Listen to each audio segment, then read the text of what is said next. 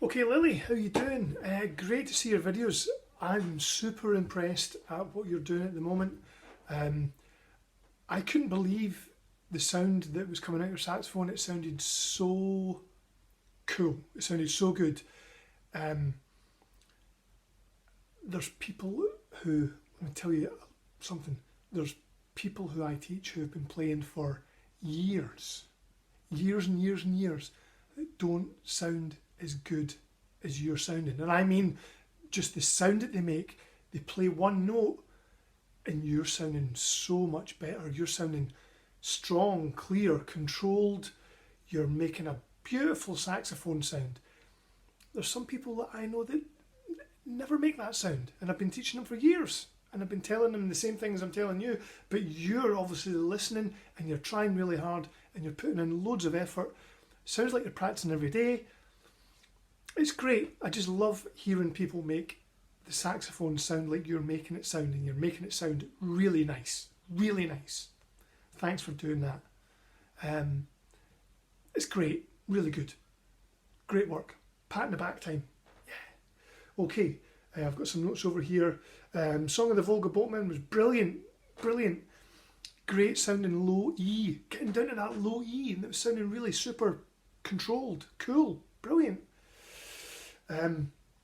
Good counting, everything's working really nicely. Now, you then went on, you had to look at Custer's Last Stand.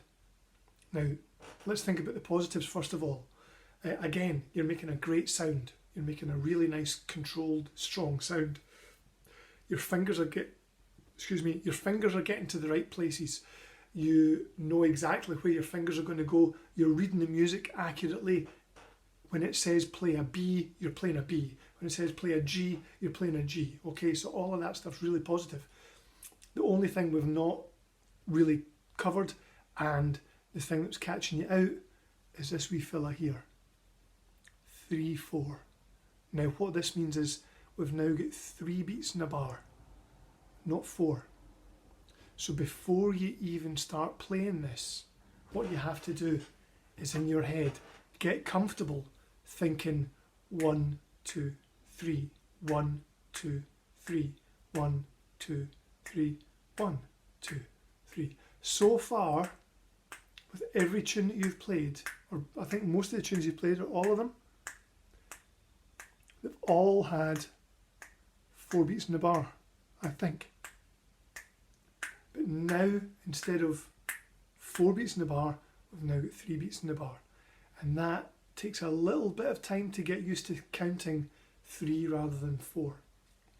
So what I want to do today is I want you to put your saxophone down and I want you to clap along with me with the tune Custer's Last Stand. But we're not going to play any notes.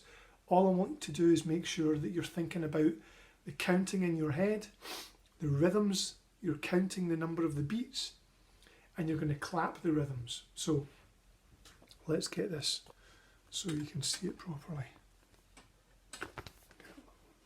There we go. Now, I'm going to point. I'm going to point and I'm going to click my fingers as well. On these notes here, the slurs, you're going to slur from a G down to an E. When you're playing it on the saxophone, you're going to go from a G down to an E.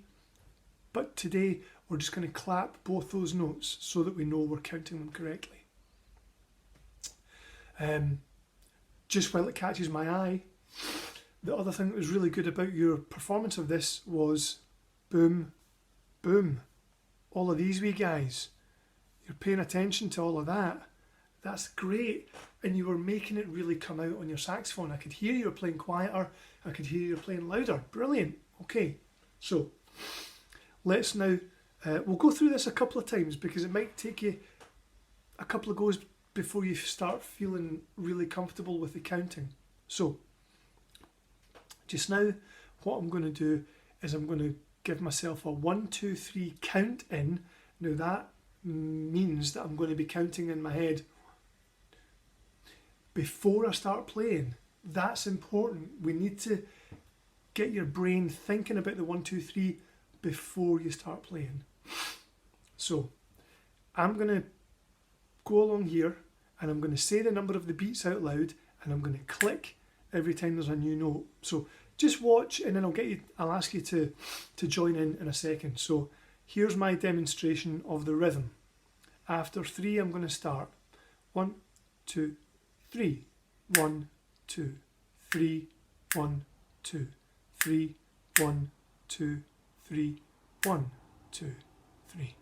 1, 2, 3. 1, 2, 3. 1, 2, 3. 1, 2, 3. 1, 2, 3. 1, 2, 3. 1, 2, 3. 1, 2, 3. 1, 2, 3. 1, 2, 3. 1, 2, 3. 1, 2, 3. Now what I'd like you to do while you're watching this video is clap along. Clap when you hear me click. Okay? Let's see if we can do this. See if I can get my pencil in the right place. I'm looking at it upside down, back to front. Okay, here we go. After 3, remember, we always give ourselves a count in so that we're thinking about the 1, 2, 3 in our heads. So here we go. Don't play anything yet. Just clap the rhythm. Let's get used to this counting. Here we go. After 3. 1, 2, 3. 1, 2, 3. 1, 2, 3. 1, 2, 3. 1, 2, 3. 1, 2, 3. 1, 2, 3. 1, 2, 3. 1, 2, 3. 1, 2, 3. 1, 2, 3. 1, 2, 3. 1, 2, 3. 1, 2, 3. 1, 2, 3. 1, 2, 3. 1, 2, 3. Okay, now, oops, if you go back and just rewind this video and do that a couple of times before you pick up your saxophone, it will really, really help, because what we're doing is we're getting used to the counting of the rhythms, the counting of the beats, each beat of those bars. So that would be the main thing I'd like you to focus on for this week. I think what you're doing at the moment is really positive. There's loads of great stuff happening. You're making a really nice sound. You look as if you're in control of everything except the counting in this tune. So once we've got the counting sorted here, your performances should be really, really good.